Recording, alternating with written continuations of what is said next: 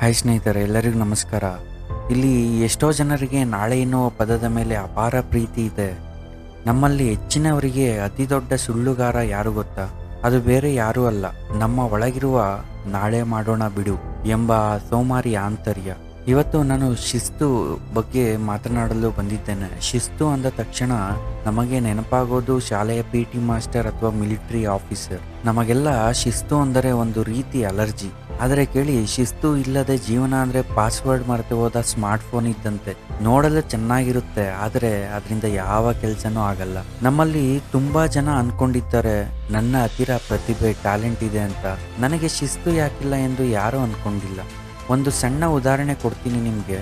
ನಿಮ್ಮ ಹತ್ತಿರ ಒಂದು ಅದ್ಭುತವಾದ ರೇಸ್ ಕಾರ್ ಇದೆ ಅಂತ ಅನ್ಕೊಳ್ಳಿ. ಆದರೆ ಅದರಲ್ಲಿ ಪೆಟ್ರೋಲ್ ಹಾಕಲು ನಿಮಗೆ ಶಿಸ್ತಿಲ್ಲ, ಸರ್ವಿಸ್ ಮಾಡಿಸಲು ಟೈಮ್ ಇಲ್ಲ.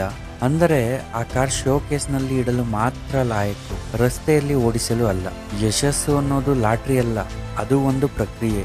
ಶಿಸ್ತು ಇಲ್ಲದವನಿಗೆ ಹೇಗೆ ಅಂದರೆ, ಪರೀಕ್ಷೆ ನಾಳೆ ಇದೆ ಅಂದಾಗ ಇಡೀ ರಾತ್ರಿ ಕಾಫಿ ಕುಡಿದು ಓದುತ್ತಾನೆ. ಶಿಸ್ತು ಇರುವವನು ಪ್ರತಿದಿನ 1 ಗಂಟೆ ಓದುತ್ತಾನೆ. ಫಲಿತಾಂಶ ಬಂದಾಗ ಶಿಸ್ತಿಲ್ಲದ ವ್ಯಕ್ತಿ ಹೇಳುತ್ತಾನೆ, ನನ್ನ ಅದೃಷ್ಟ ಸರಿ ಇಲ್ಲ ಅಂತ.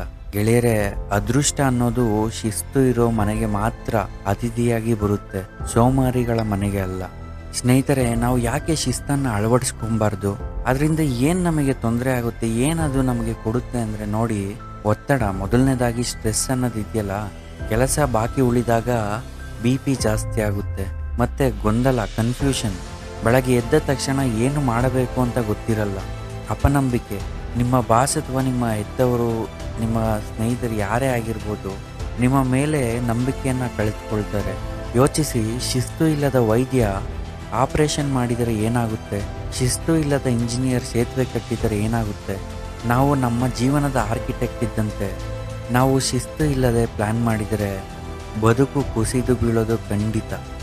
ಕೆಲವರು ಅಂದುಕೊಳ್ಳುತ್ತಾರೆ, ದೊಡ್ಡವರಾದ ಮೇಲೆ ನಮಗೆ ಯಾರು ಶಿಸ್ತು ಕೇಳೋರು?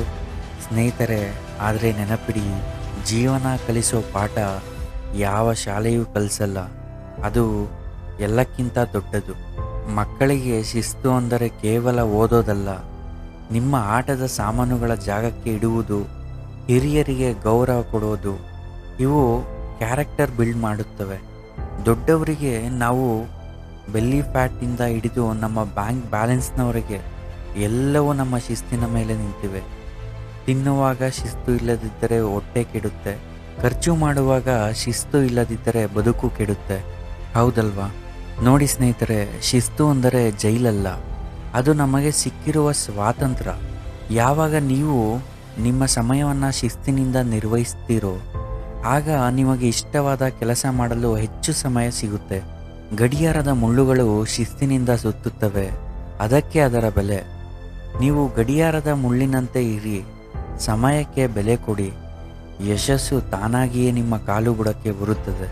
ಸ್ನೇಹಿತರೆ, ಕೊನೆಯದಾಗಿ ಒಂದು ಮಾತು, ಇಂದಿನ ಶಿಸ್ತು ನಾಳೆಯ ಯಶಸ್ಸು, ಇಂದಿನ ಸೋಮಾರಿತನ ಮುಂದಿನ ಕಷ್ಟ.